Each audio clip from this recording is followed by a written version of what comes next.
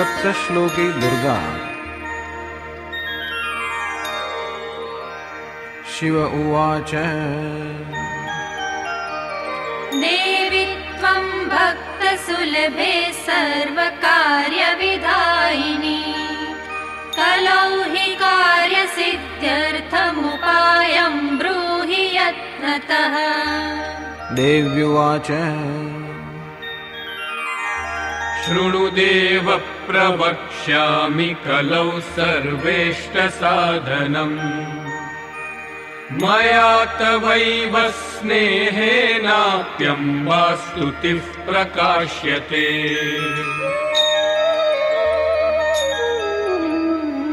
ॐ अस्य श्री दुर्गा सप्तश्लोकी स्तोत्रमन्त्रस्य नारायण ऋषिः अनुष्टुप् छन्दः। श्री महाकाली महालक्ष्मी महासरस्वत्यो देवताः श्री दुर्गा प्रीत्यर्थं सप्तश्लोकी दुर्गा पाठे विनियोगः। ॐ ज्ञानिनामपि चेतांसि देवी भगवती हि सा बलादाकृष्य मोहाय महामाया प्रयच्छति। दुर्गे स्मृता हरसि भीतिमशेषजन्तोः स्वस्थैः स्मृता मतिमतीव शुभां ददासि।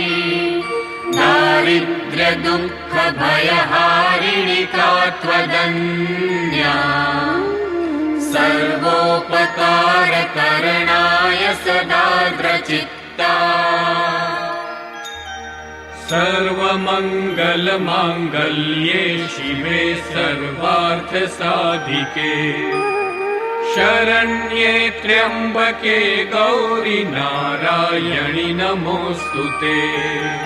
शरणागत दीनार्थ परित्राणपरायणे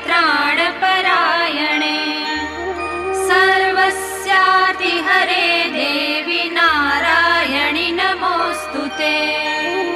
सर्वस्वरूपे सर्वेशे सर्वशक्तिसमन्विते भयेभ्यस्त्राहि नो देवि दुर्गे देवि नमोऽस्तुते। रोगान् शेषानपहंसि तुष्टा हृष्टा तु कामान् सकलान् भीष्टान् त्वामाश्रितानां न विपन्नराणां त्वामाश्रितायाश्रयतां प्रयान्ति। सर्वाबाधा प्रशमनं त्रैलोक्यस्याखिलेश्वरी एवमेव त्वया कार्यमस्मद्वैरिविनाशनम्।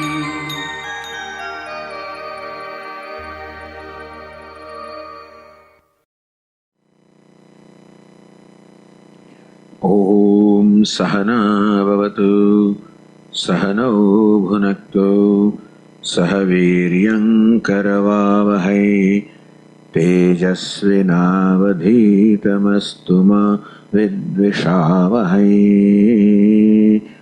ॐ शान्ति शान्ति शान्तिः।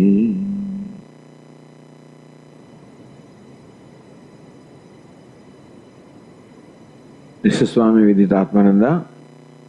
Greetings to all of you. As you can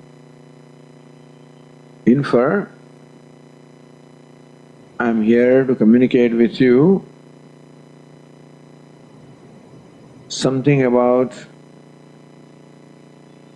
the outbreak of the coronavirus, which is worldwide and which is also particularly in the United States. It is understandable that there is an atmosphere of fear and anxiety because this is an enemy about which we do not know enough we do not know how it is going to affect us, and therefore there is naturally anxiety and fear. All that we can control at this point is we can pray. And I'm sure that you have already come across prayers from many sources, and I will share some more with you, because there are many kinds of prayers in various scriptural texts. What I'm going to share with you comes from a text called Durga Saptashati, which is a text containing 700 verses describing the exploits and glories of Durga, who represents the primordial energy. Durga is the very source of creation. She is the universal mother, and mother having all the powers of creation, sustenance, dissolution, powers to control, power to protect, and power also to destroy. Like any mother, she has two forms. One is a benign form with which she protects her children and devotees. Another is a ferocious form with which she destroys the enemies or forces that are inimical to the devotees or children. And therefore the prayer to Durga would be very effective prayer.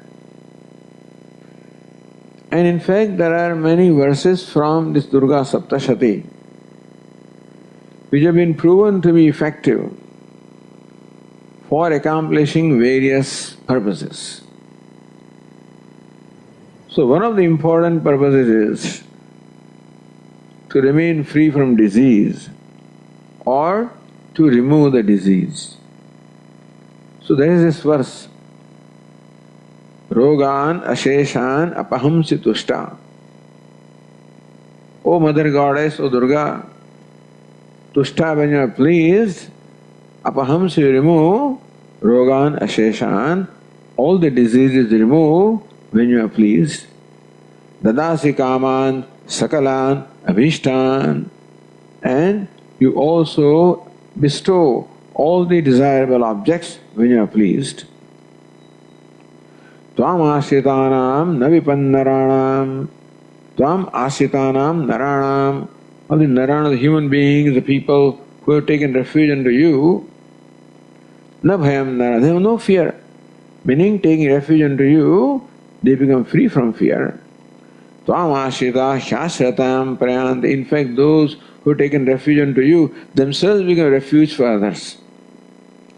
So this is a verse that is prescribed to be chanted for removal of disease.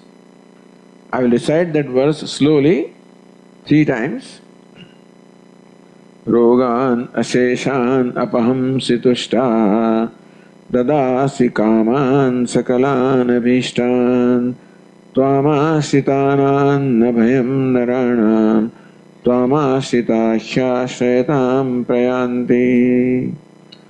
Rogan asheshan apahamsi tushta, dadasi kaman sakalan abhishtan, tvamashitanan nabhayam naranam, tvamashita hyashretam prayanti. Rogan asheshan apahamsi tushta, dadasi kaman sakalan abhishtan, tvamashitanan nabhayam naranam, tvamashita hyashretam prayanti. There is a slightly different reading. Rogan asheshan apahamsi tushta, Rushtadu kaman, but I have not taken that reading. Another reading is Dadasi kaman, meaning that if you are displeased, you destroy all the kamas also. When you are pleased, you remove all the diseases. Rushtadu kaman apahamsi, but if you are displeased, then you destroy all the kamas or desired things. But this is alternate reading. Dadasi kaman sakalan abhishtan, that when you are pleased, you bestow all the desirable things. So that's the reading that I have taken in this particular case. Then fear. So for fear also, there is this verse.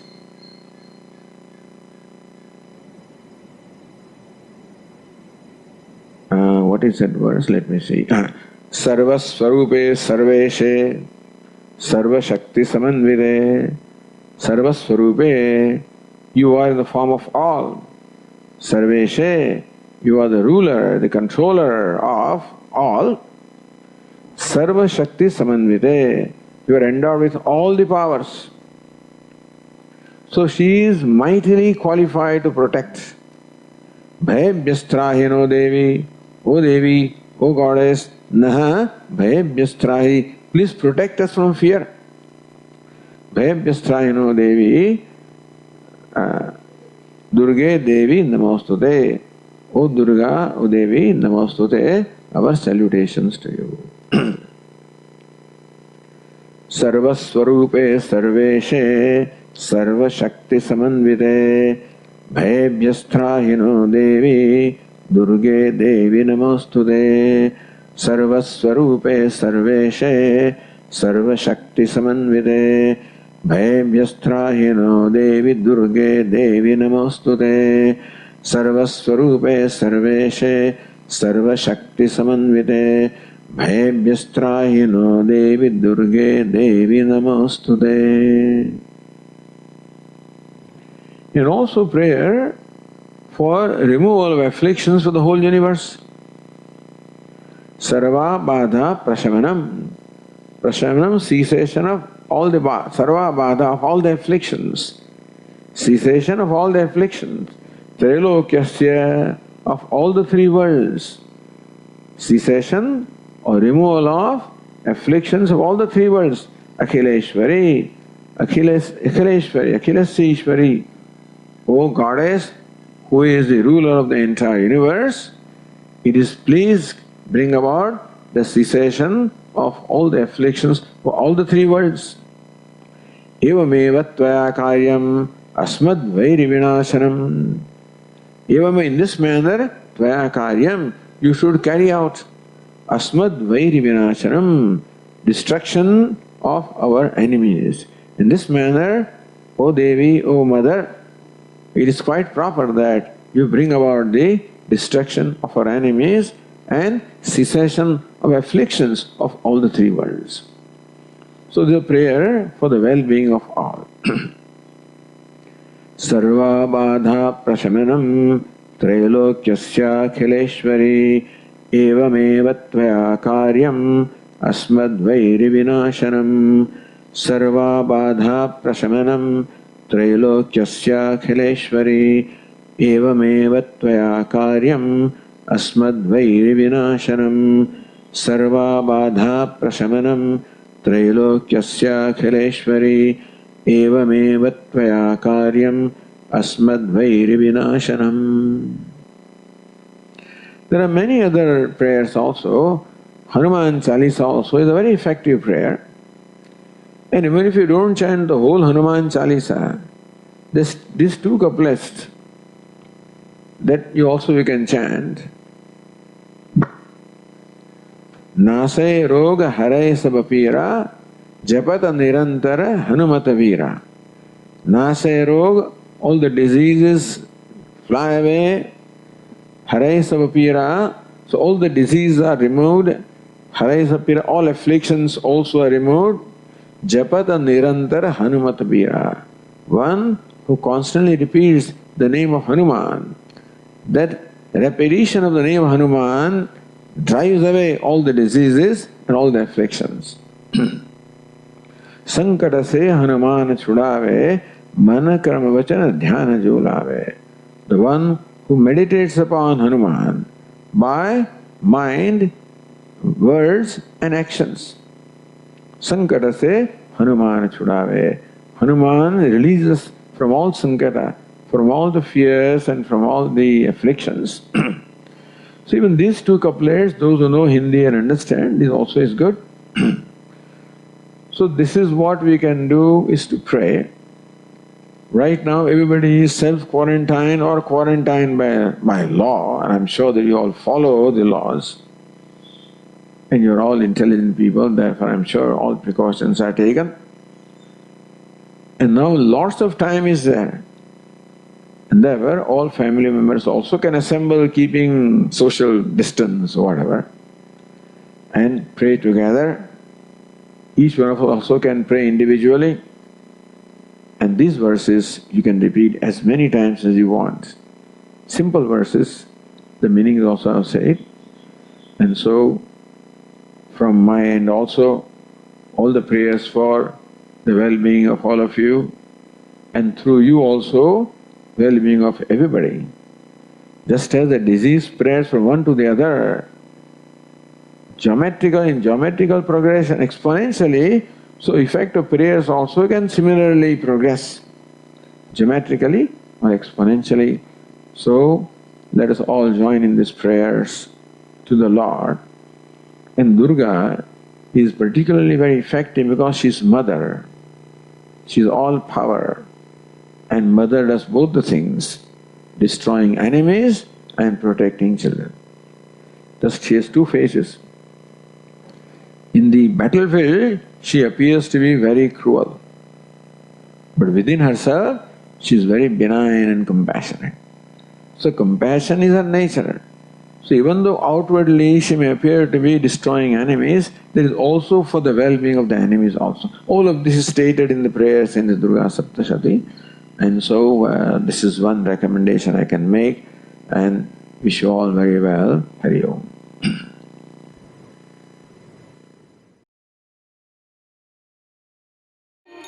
सर्वस्वरूपे सर्वेशे सर्वशक्ति समन्विते भयेभ्यस्त्राहि नो देवि दुर्गे देवि नमोस्तुते रोगान् शेषानपहंसि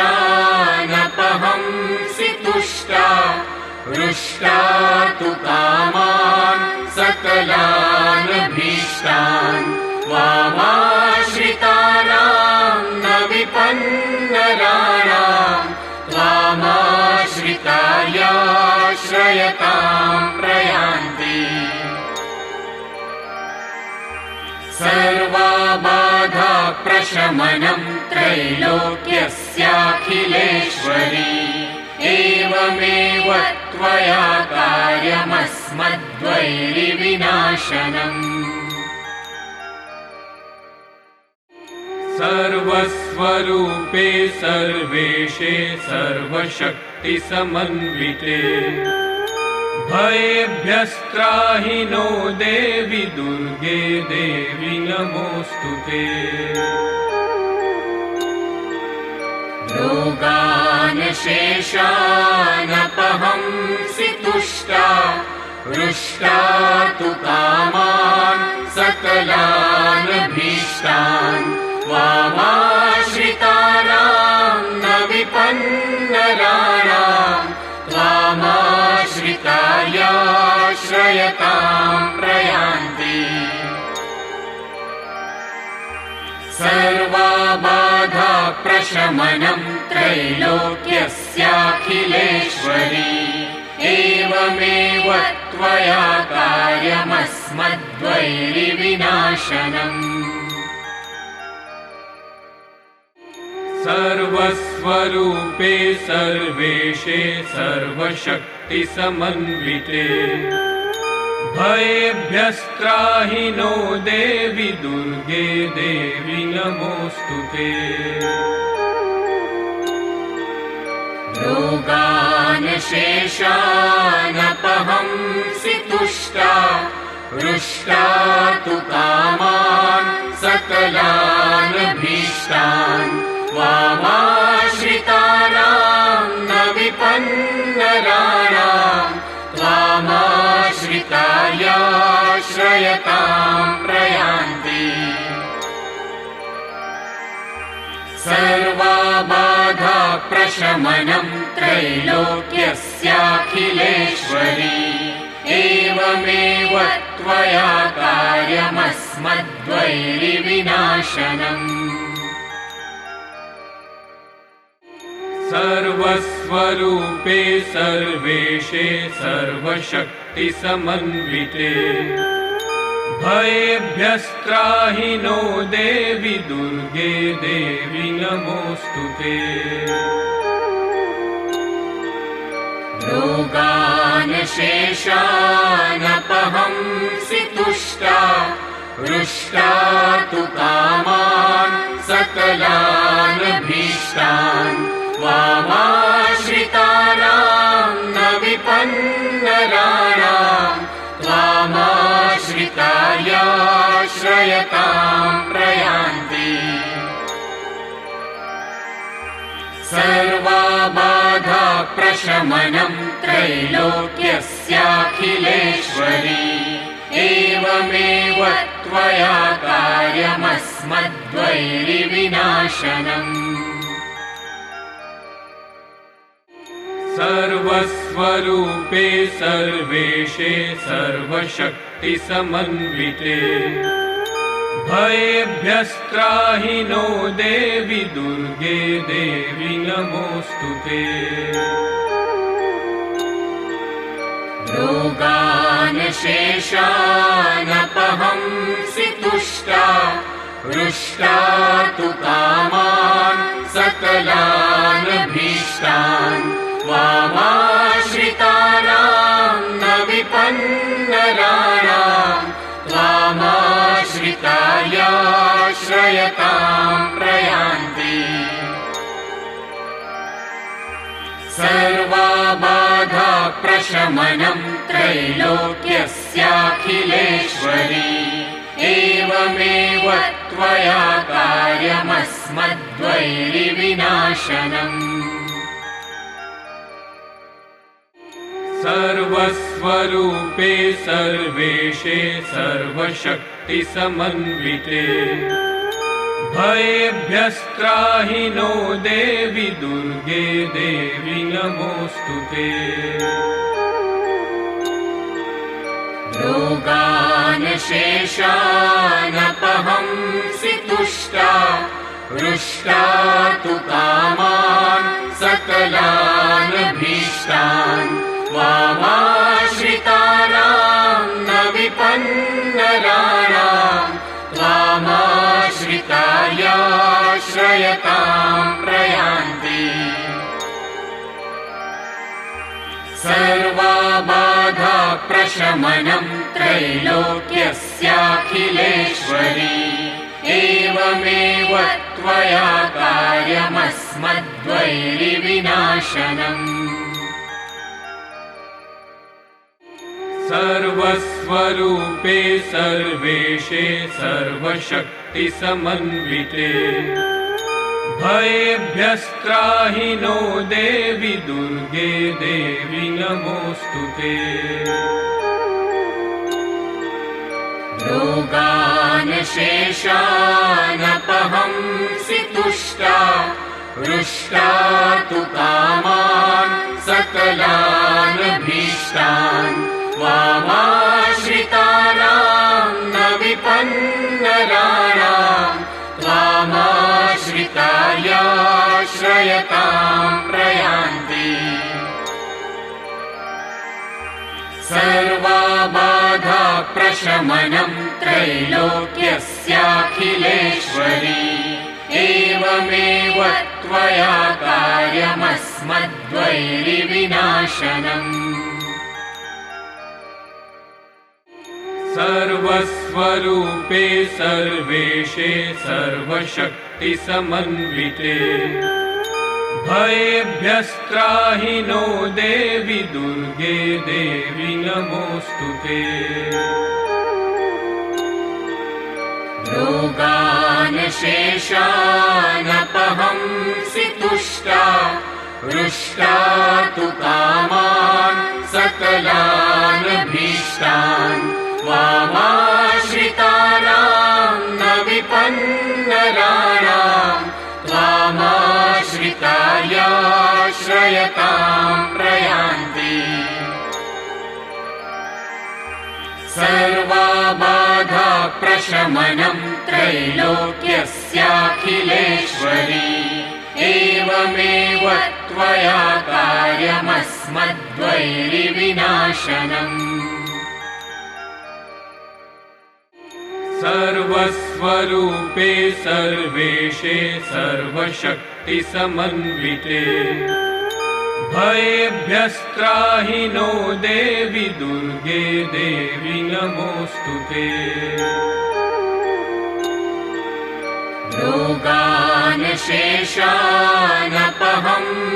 तुष्टा हृष्टा तु कामान् सकलान् भीष्टान् त्वामाश्रितानां न विपन्नराणां त्वामाश्रितायाश्रयतां प्रयान्ति सर्वाबाधा प्रशमनं त्रैलोक्यस्याखिलेश्वरी एवमेव त्वया कार्यमस्मद्वैरिविनाशनम् सर्वस्वरूपे सर्वेशे सर्वशक्तिसमन्विते भयेभ्यस्त्राहि नो देवि दुर्गे देवि नमोऽस्तुते रोगान् शेषानपहंसि तुष्टा हृष्टा तु कामान् सकलान् भीष्टान् त्वामाश्रितानां न विपन्नराणां त्वामाश्रितायाश्रयतां प्रयान्ति सर्वाबाधा प्रशमनं त्रैलोक्यस्याखिलेश्वरी एवमेव त्वया कार्यमस्मद्वैरिविनाशनम् सर्वस्वरूपे सर्वेशे सर्वशक्तिसमन्विते भयेभ्यस्त्राहि नो देवि दुर्गे देवि नमोऽस्तुते रोगान् शेषानपहंसि तुष्टा हृष्टा तु कामान् सकलान् भीष्टान् त्वामाश्रितानां न विपन्नराणां त्वामाश्रितायाश्रयतां प्रयान्ति सर्वाबाधा प्रशमनं त्रैलोक्यस्याखिलेश्वरी एवमेव त्वया कार्यमस्मद्वैरिविनाशनम्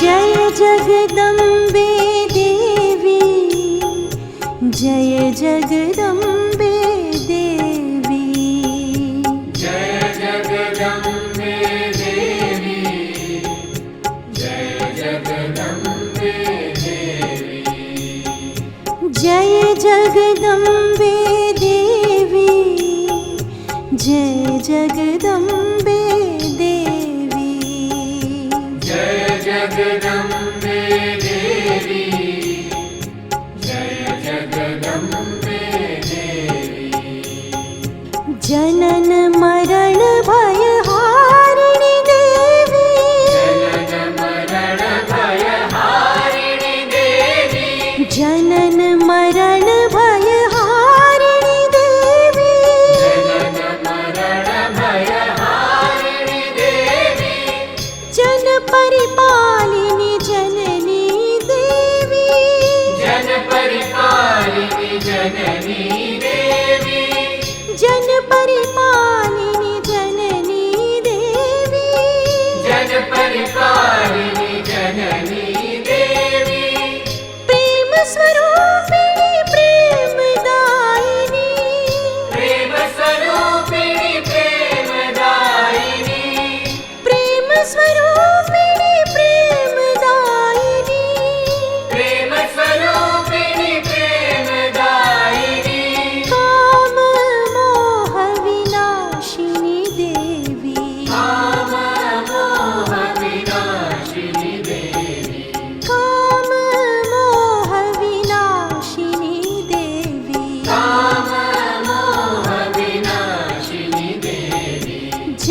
जगदम्बे देवी, जय जगदम्बे देवी। जय जगदम्बे देवी, जय जगदम्बे देवी।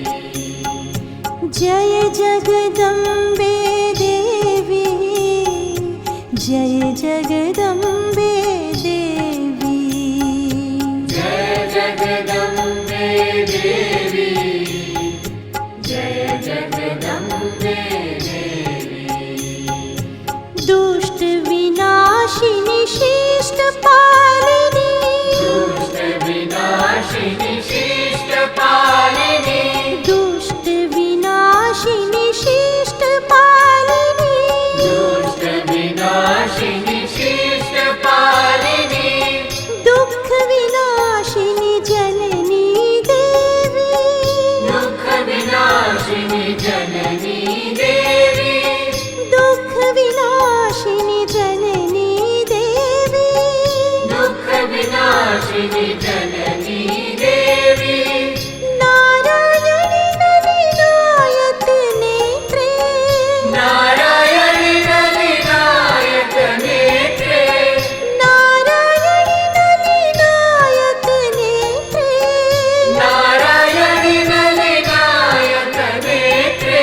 श्री जय जय जगद्वासिनी देवी, श्री जय जय जगद्वासिनी देवी, श्री जय जय जगद्वासिनी देवी। श्री जय जय जगद्वासिनी देवी। जय जगदम्बे देवी, जय जगदम्बे देवी। जय जगदम्बे देवी, जय जगदम्बे देवी। जय जगदम्बे देवी, जय जगदम्बे देवी। जय जगदम्बे देवी, जय जगदम्बे देवी। जनन मरण भयहारिणी देवी, जनन मरण भयहारिणी देवी, जन परिपालिनी जननी देवी।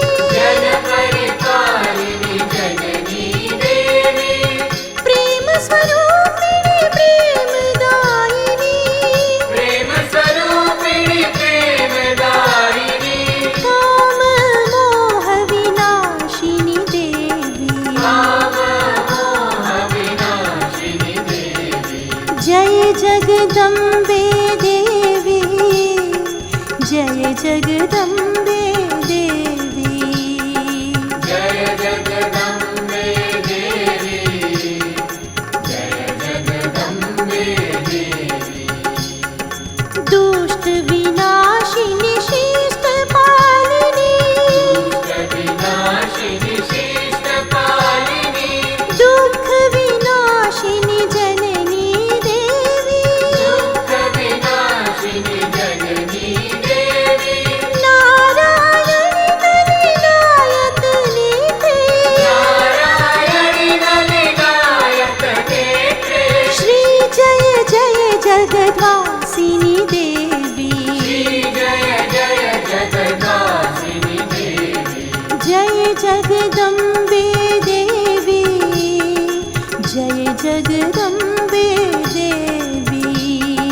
जय जगदम्बे देवी, जय जगदम्बे देवी।